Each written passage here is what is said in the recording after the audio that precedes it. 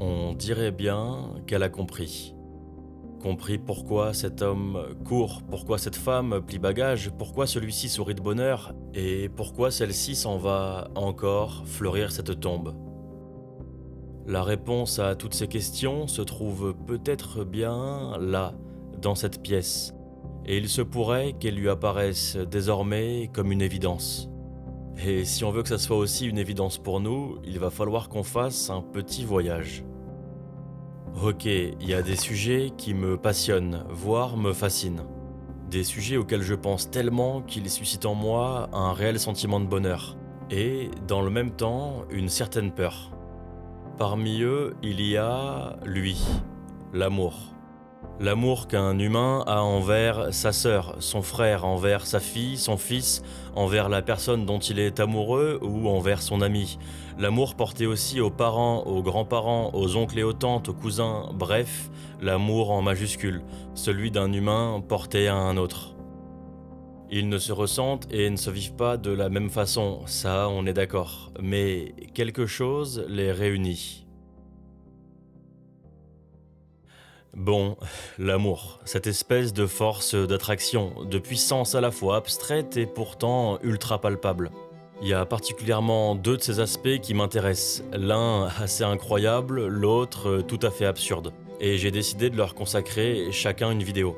Donc place à la première, et pour ce qui est de la seconde, je te dis à dans quelques jours.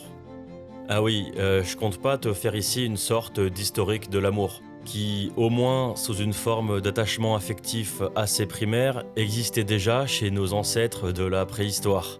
Il a été largement théorisé lors de l'Antiquité grecque et la notion d'amour et la façon de le pratiquer en société ont bien évolué au fil des siècles et des civilisations. Je ne cherche pas non plus à en proposer une définition qui serait justement définitive.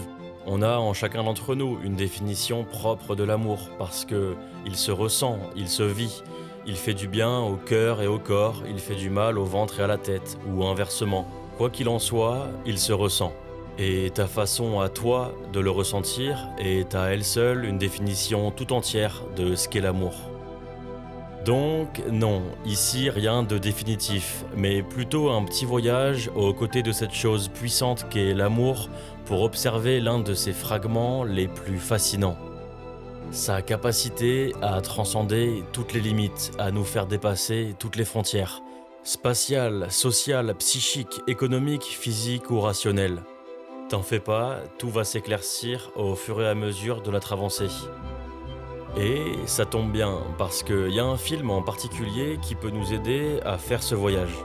Un des films que j'aime le plus, parce qu'il met précisément cette capacité de transcendance au cœur de son récit, de ses personnages. Ce film, c'est Interstellar.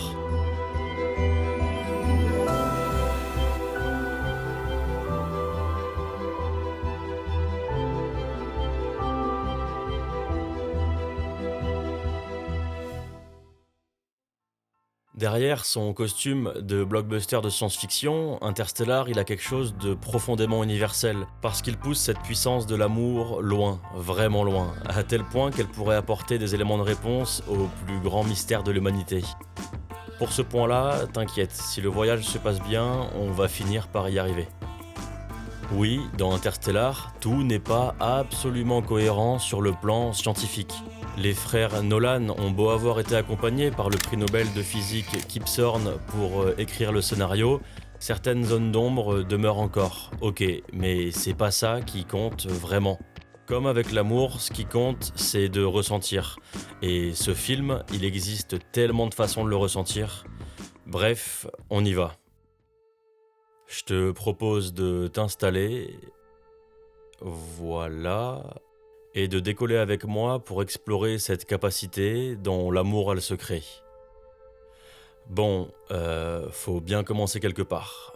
Ah tiens, je te propose de faire un premier arrêt ici. Cette planète pourrait nous être utile. Ok, son nom, trajectoire. Je pense qu'elle est pas trop mal pour débuter. D'après mes données, elle devrait nous permettre d'y voir plus clair sur le rôle joué par l'amour dans la vie d'Amelia, de Murphy et de Cooper. Ça devrait nous aider pour la suite. Ah, Cooper par exemple. Quand son esprit cartésien rencontre la cause la plus chère à ses yeux, la survie de ses enfants, il ne lui faut pas longtemps pour passer de l'émotion à l'action. Ses enfants sont en danger sur une planète qui part en poussière, alors il traverse l'univers pour tenter de les sauver. Là, on a l'intrépide Murphy. Elle se demande si son père est encore en vie, là-haut, quelque part dans l'infinité de l'espace. Les années passent, sa douleur, elle, ne passe pas. Malgré l'épreuve du temps, l'espoir de ramener son père à ses côtés est toujours là, et son engagement dans la NASA peut l'aider à trouver réponse à toutes ces questions. Qu'il soit mort ou non, Cooper continue d'exister dans l'esprit de sa fille, et leur amour dessine sa trajectoire. Un amour qui la pousse aussi à essayer de sauver son frère, lui qui vit dans l'ancienne maison familiale, devenue irrespirable à cause de la poussière. Et c'est pendant cette exfiltration que, lors d'un détour par sa chambre d'enfant, Murphy se souvient du fantôme qui faisait chuter les livres de sa bibliothèque. Là, elle comprend que son père, quelque part, communique avec elle. En y récupérant la montre qu'il lui a donnée quand elle était enfant et à laquelle elle tient tant, en récupérant cet objet symbole de l'amour qui les unit, elle accède aux données quantiques encodées par Cooper. Bref, tout un enchaînement d'actions guidé par cette émotion ressentie pour son père, pour son frère. Et s'il en fallait encore pour nous convaincre un peu plus, jetons un œil à Amelia Brand et son refus de la résignation. La résignation à abandonner celui qu'elle aime, le professeur Edmunds, parti il y a 10 ans avec l'équipage de la mission Lazare pour tenter de trouver une nouvelle planète habitable dans une autre galaxie. Et c'est ce refus de se résigner qui pousse Amelia à s'envoler 10 ans plus tard aux côtés de Cooper afin de vérifier si l'une des planètes visitées par la mission Lazare pourrait être le nouveau foyer de l'humanité. Après une décennie sans nouvelles, Amelia aime encore Edmunds, dont elle sait qu'il est probablement mort depuis longtemps à des années-lumière d'elle. Et lorsqu'il ne reste à l'équipage d'Amelia et Cooper la possibilité de se rendre uniquement sur une seule planète parmi les deux encore à vérifier, son choix se porte sur celle où Edmunds s'est rendu. L'amour oblige. Cooper lui dirait sûrement qu'il est inutile d'écouter son intuition amoureuse. Elle lui répondrait « Nous aimons nos morts. Quelle utilité cela a ? L'amour est observable et tout-puissant. Il a forcément un sens. »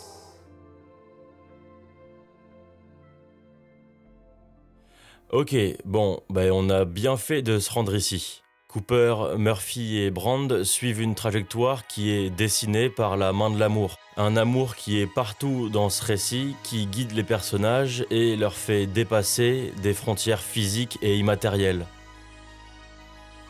Ça me fait penser à un autre endroit qu'on pourrait explorer. Voilà, on y est, le système de notre vie. Ok, lui, pour le coup, il m'est directement familier, et je pense que ça va aussi être le cas pour toi. Ici, on voit que nos trois personnages ne sont pas les seuls à expérimenter pleinement la force d'attraction de l'amour. Celle qui nous pousse nous aussi, ici-bas, à nous affranchir d'une distance par les chemins, par les routes, par les mers et les airs pour rejoindre l'être aimé. Celle qui bouleverse la géographie de notre vie. La force d'attraction qui nous pousse aussi à nous affranchir d'une situation sociale, économique ou professionnelle qui nous limite dans notre volonté d'être aux côtés de cette personne. Cette chose qui nous encourage à nous émanciper d'un conditionnement mental, d'une relation cloisonnée, d'un mur ou d'une oppression. Bref, une sorte de mise en mouvement qui franchit les éléments. Et même lorsqu'on pense que l'amour s'est envolé en même temps que cette personne, sa force est assez puissante pour qu'il se présente de nouveau à nous. Mais parfois, les barrières franchies par l'amour sont aussi celles de la raison, de la paix et ne trouvent de l'autre côté que violence et chaos. Parce que toute médaille a son revers, la force de l'amour a aussi ses vices. En tout cas, chacun à notre façon, plus ou moins intensément, et qu'importe l'ampleur de la limite, nous franchissons. Et Cooper, Brand et Murphy ont beau faire face à des enjeux interstellaires, ce qu'ils accomplissent n'en reste pas moins similaire à ce que nous accomplissons. Poussés par leur amour, ils franchissent. Un bon paquet de penseurs ont consacré quelques neurones à mettre des mots sur cette capacité à transcender. Victor Hugo, lui, il parlait de l'amour comme d'une force cosmique qui dépasse les lois, les classes sociales et les distances. Le poète persan Rumi écrivait que l'amour a le pouvoir de faire franchir toutes les frontières de l'ego, du temps et du lieu. Et bon, tu l'as compris, il y a de ça en Interstellar. Cette transcendance que l'on vit chacun à notre façon. Mais ça serait dommage d'arrêter l'exploration ici quand on sait que les choses vont encore un peu plus loin. Jusqu'où l'amour peut-il nous mener ? Et si les personnages d'Interstellar, comme nous, peut-être, ne se contentaient pas de dépasser seulement ces limites rationnelles dont je viens de parler ? Et si l'amour permettait de dépasser d'autres frontières, d'aller au-delà ? Ok, pour terminer notre voyage, pour enfin avoir accès à toutes les réponses auxquelles Murphy a eu accès dans cette chambre, il nous faut aller vers une dernière destination. Une destination réservée à qui veut bien la voir. Il nous faut aller de l'autre côté.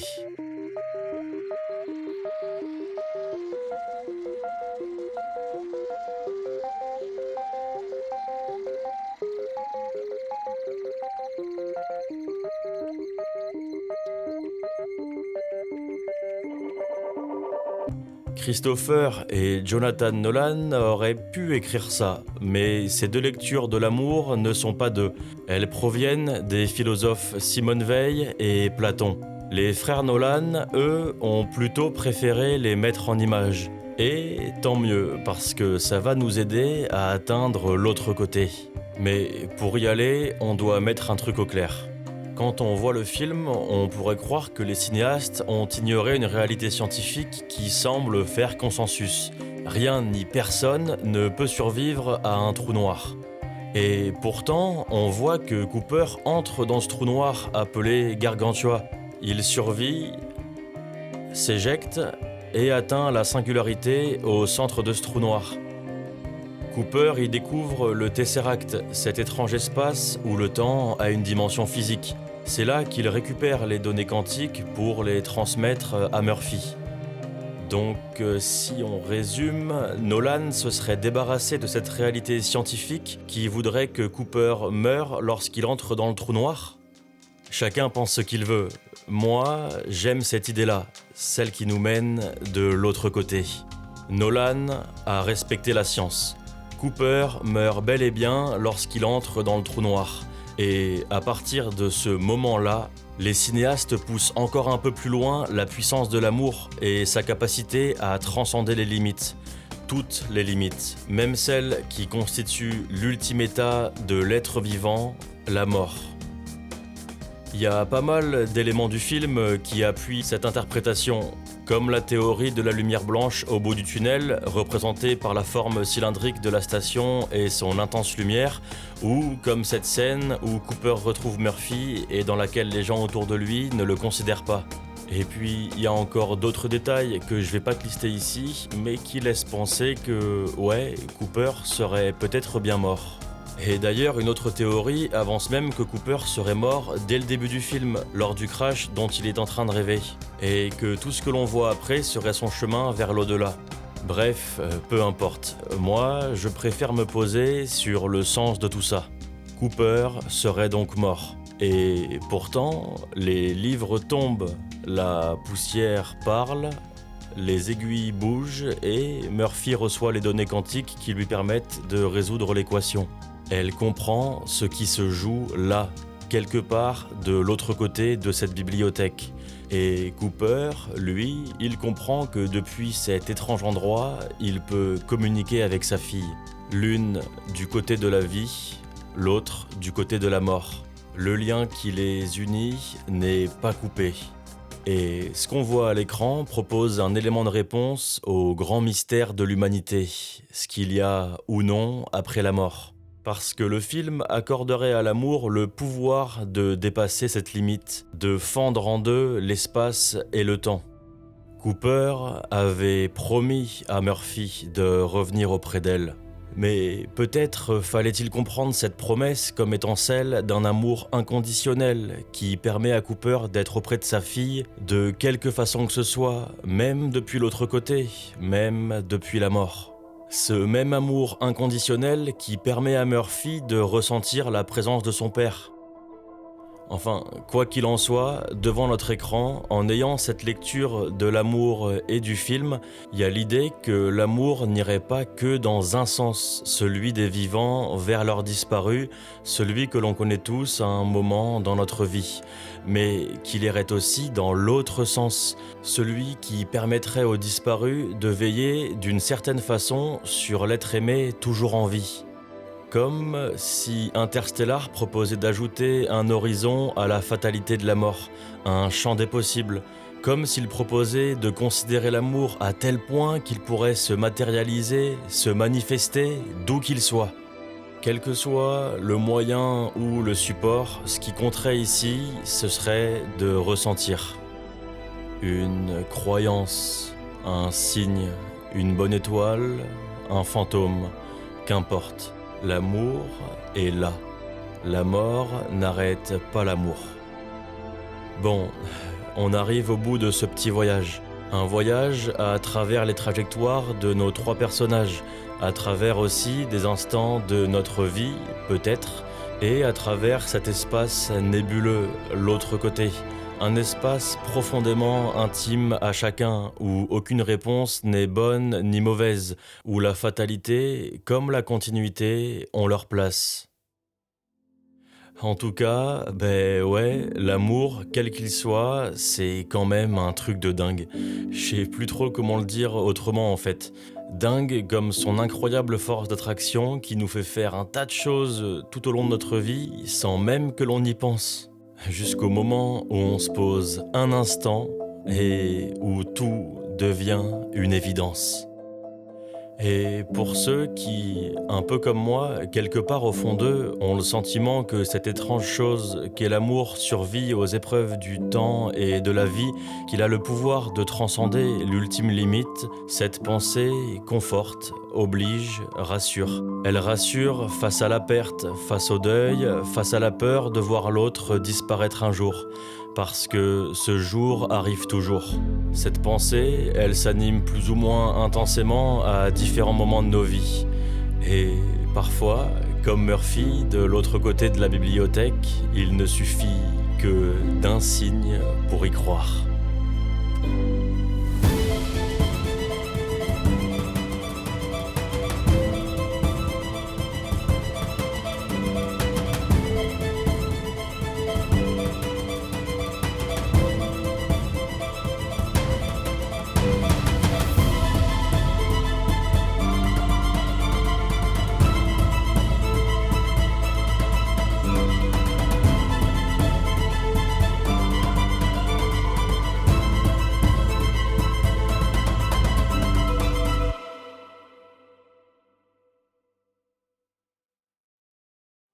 Et maintenant qu'on sait tout ça, comment se laisser le droit de le vivre quand on sait à l'avance qu'il est destiné à disparaître ?